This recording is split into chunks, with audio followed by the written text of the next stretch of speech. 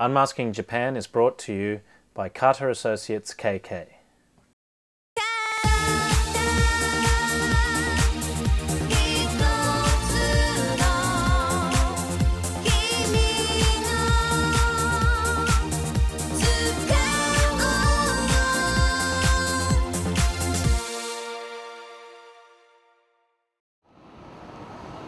A few months ago, a face started appearing on what seemed like every billboard across Tokyo.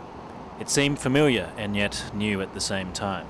A shaved head reminiscent of a young Sinead O'Connor, but with the giant eyes of a Yumi Hamasaki peering from behind a range of products from Starbucks to Maserati. These were the advertisements for the debut of Iconiq, the latest pop singer from the independent label come recording giant Avex. But who is Iconiq? はいですよね。なんか普通の歌手と違う。なんか自分を変えるために髪の毛を切ったりとか。Iconiq was born in Tottori Prefecture, Japan, on August 25th, 1984. She's a third-generation Korean-Japanese who has gone by the names of Ayumi and Yumi Ito. In 2002, she became a member of the three-piece Korean idol group Sugar, which was affiliated with SA Co., which produced Boa and Toho Shinki, a well-known Korean group. After the breakup of Sugar, the singer started acting in TV commercials, TV dramas, and movies as Yumi Ito. In 2008, she signed a contract with Avex and was then sent to Los Angeles to study music, dance, and English. In an interview with Yahoo Music, she said that she was instructed to cut her hair by Avex's staff on return from LA. Her single, I'm Loving You, featuring Atsushi from established pop group Exile, was released on December 9, 2009, and in January 2010, she and her hairstyle started to draw attention from the media.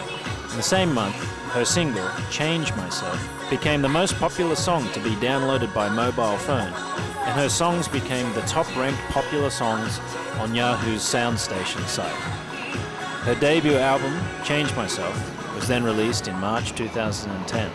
I'm Loving You and Change Myself have been used as promotional songs for Shiseido's cosmetics products maquillage range, which is not that surprising considering that maquillage is one of the several companies to participate in blatant or perhaps even transparent marketing tie-ins. It was the unrestrained and particularly ferocious approach that Avex took in its marketing that gained our attention. Iconiq's doll-like head appeared next to brand names such as Kitson, Maserati, Starbucks, ANA Airlines, and Maquillage.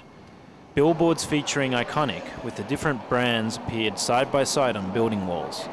While this would be seen as a somewhat cynical exercise in the West, in Tokyo, it's a different story.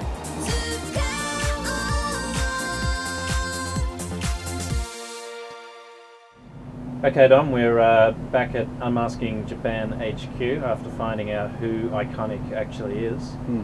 Now, some in the West may call this a somewhat cynical approach. Would you agree?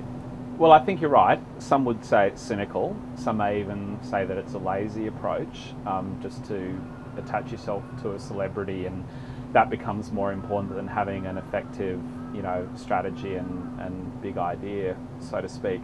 But the people behind Iconiq, I'm sure, know very well what they're doing.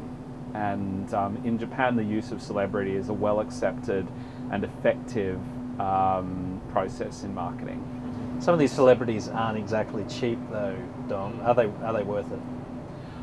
Well, I think what you're getting most effectively when you use a celebrity is speed. So you can use a Western, in a sense, maybe we call it more strategic approach to advertising in Japan, and those approaches can work, but they tend to take longer to work. So if speed is very important, let's say if you really have to make an impact quickly, then the celebrity will get you very sure access to the market.